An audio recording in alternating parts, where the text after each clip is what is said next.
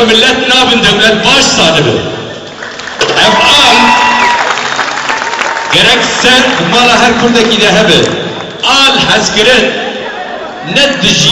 ne dici kesikirin al haskirin kadru kıymeti huzanebune velat haskirin kadru kıymeti huzanebune herkese dindar şibla fahmı ki ev kese jvelatun milleti kuş zamanı ve kültüra ve hazne ki dinu imanı vanşi tüneyi baş sahibi kudaş kabul ediyor. Derviye ki Pırdeşin, gelek genci mekurda hali. Unsere Jugend sieht unsere Zukunft, wissen Sie das, nicht wahr? Zaruki Kurdan bizden kudikler bugün ya, çok ayıp size. Üniversitelere gidiyorsunuz, okullara Kürtçeyi konuşamıyorsunuz ya, çok ayıp ya. Ben yanıyorum buna, ne biçim Kürtlük, ne biçim vatanseverlik, ne biçim ya, utanmak lazım bu işten be. Yıllar geçiyor, 35 yıldır ben bu işin içindeyim. Hala Kürtçe bilmiyorlar. Biraz öğrenmek gerekiyor be insan ya. Bir ayda öğrenir ya. İngilizce öğreniyoruz, Almanca öğreniyoruz. Türkçe bülbül gibi konuşuyorlar. Türkler bizim ruhumuzu almış. Türkler bizimle kardeş olamıyor, olmak istemiyorlar. Ölümümüzü istiyorlar. Bunu konuşurken mesele Türklere karşı değil. Halklara karşı değil ama Türklerin ruhu 1930-45'lardaki Almanların ruhu gibi olmuş. Türk milletin ruhu da faşistleşmiş. Bunu iyi bilin. Türk halkı, ben bir sanatçıyım, sanat sergilerimi söylerim. Ama benim dilim, kültürüm, onurum, şerefim, tarihim, biliyorsunuz ayaklar altında. Yazar olsun, çizer olsun, sanatçı olsun, kim olursa olsun.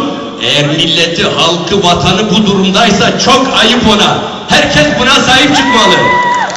Onun için bir millet eğer beni mecbur ettiniz Türkçe konuşmaya, mecbur ettiniz. Türk dili o kadar güzel bir dil ki biz evlerimizde, burada Türkler bizi partiye almamış, ülkemizde yasaklamış ama kimse burada yasaklamamış. Kürtler tembellik yapıyor. Vücudunda bir tembellik meydana gelmiş, Türk hayranlığı, Türkler onları basıyor, onlar da hadi bas diyor. Ayıp ya, çok ayıp. Yeter artık utanalım bunda. Ben de bu sanatı bırakayım ya. 35 yıl geberdik be. Sanatçı çıkıyor buraya, Türkçe söylemese rahat etmiyor. Alışmış ya, kanına işlemiş. 50 milyon halk var ya Orta Doğu'da. Araplar 20 devlet kurmuş. Türkler 500 bin, Bulgaristan'da var. Bak şimdi parlamento içindeler. Hep Bulgarlar tüm hakları onlara vermiş. 300 bin Kıbrıs'ta onların davası.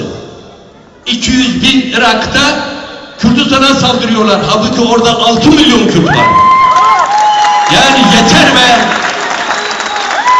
Allah kahretsin bu Türk dilini ya. Başımızdan def edelim. Kürt halkı kendisi eğer şahsiyetini kazanmasa, Türkler onları 5 kuruşlu sayar. Bunu iyi bilin. Bir halk güçlendiği zaman, şahsiyet kazandığı zaman öbürü de onu sayar. Bu böyledir. Biz böyle kaldığımız müddetçe Türkler bizi 2 kuruş saymaz. Kardeşliği de kabul etmez de. Allah kahretsin o kardeşliği be. Ne biçim kardeşlik? Yani kardeşlik eşit paylaşmaktır. Kardeşlik birlikte yaşamak gerekirken birbirinin değerini bilmektir. Birbirine saygı göstermektir. Türklerin ne saygısı var bize be? Onların 200 tane televizyonu kanalı var. Türkiye'de 30 milyon Kürt var. Hala bir televizyon kanalında Kürtçe yok ya. Ayıp değil mi be? Her bir seferinde çıkar bir parti, AKP'dir, CHP'dir, kimdir? Hepsi faşist ruhlu. Hepsi. Ve bir sürü Kürt ağaların milletvekili oluyor. Göbeklerini sallayıp parlamentoya giriyorlar kendi menfaatleri için. Onlardan da şeref yok. Bunu çok iyi bilin. Onlardan da şeref yok. Eğer sen kendi halkın ezildiği zaman, ezdirildiğini gördüğünde ve sahip çıkmıyorsan şeref yok gerçekten. Yani insan der, ya benim köyüm Bana yeter. Halkımın yanındayım ben. Evet. Ya bu milletvekilin bir maaşını almamışsam ne olmuş yani? Şerefimi niye satayım ben? Bütün Kürt parlamenterlerin şerefini satıyorlar. 5 kuruşluk adamlar. Gerçekten. 5 girsin hapse ya. 10 tanesi girsin ya. 20 tanesi hapse girsin ya. Bırak bu milletin şerefini kurtarmak lazım ya. Yazık ya. Nedir bu bize başımıza gelen ya? Irak, İran, Suriye kesimindeki Kürtler ya. Dillerini çok güzel konuşuyorlar. Her şeylere sahip çıkıyorlar. Nedir bu Türkler bizim ruhumuzu almış ya? Nedir? Bizim dilimiz Türklerin dilinden daha zengindir, daha derindir, daha tarihidir. Yani biz niye değerini bilmiyoruz? Bir incelesinler bakalım, görsünler. Onun için yani 20 yıl önce gördüğüm Kürtler abi seneye gör ben Kürtçe konuşurum. 20 yıldır 2 kelime bilmiyorlar. Zazaki olsun, kurmancı olsun, Sorani olsun konuş ya. Konuş, konuştukça gelişir ya. Adama diyor, abi Kürt'üm ben Kürtçe bilmiyorum. Zaman etmemiz lazım tefhamına. Konuş benimle ya. Konuş gelişirsin ya. Yok. Ben bilimsel konuştuğumuzda işte Kürtçe yeterli değil. Kim diyor yeterli değil ya? Türkçenin içinde Fransızcadan almış, Latinceden, İngilizceden.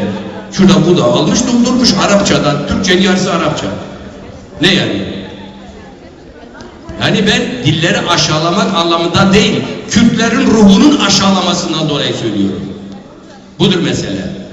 Yoksa biz kendimize sahip çıkmadığımız için herkes bizi ezmiş geçmiş işte. Ülkemiz bölünmüş, her konuda bölünmüşüz.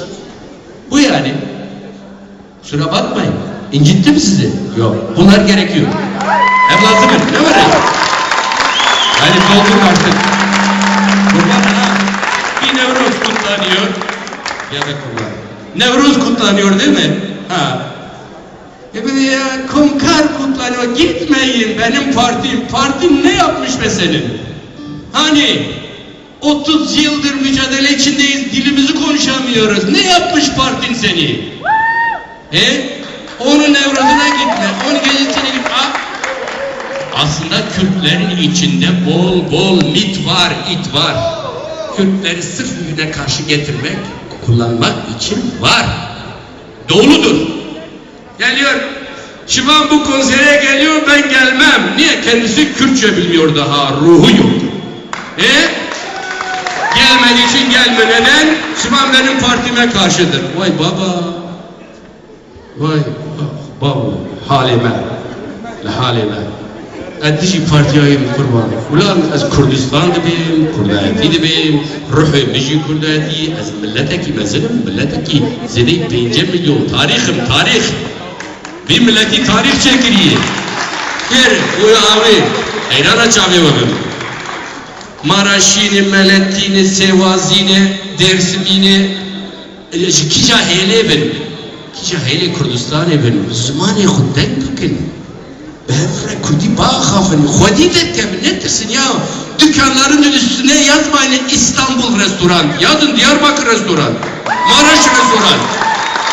Turkish spesiyalite. Ulan senin restorana 2 Türk de gelmiyor. Turkish, Kürdiş spesiyalite. Kim diyor? Türk yemeği meşhur ya. Çünkü küfte nerede Türklerin malıdır? Urfa kebabı nerede Türklerin malı ya? Urfa kebabına Türk malı yazıyor. Çünkü küfte de Türk malı yazıyor. İşte kaşarlanmış hepsi. Aşağılanmış ya. Restoran üzerinde Turkish pizza. Pizza İtalyan malı ya. Lahmacun da Urfa malı Kürtlerin. Yani o kadar aşağılanmışız ya, yeter ya. Korkmamak lazım biraz be. 2 Türk dükkanına gelmesin ya, ne var yani? 2 Türk dükkanına gelecek diye Turkish. Ya korkma, kör düş. Ne var yani? Ben kendimden korkmuyorum. Dünya festivallerine çıkıyorum kıyafetle. Bu benim ya diyorum. Ben.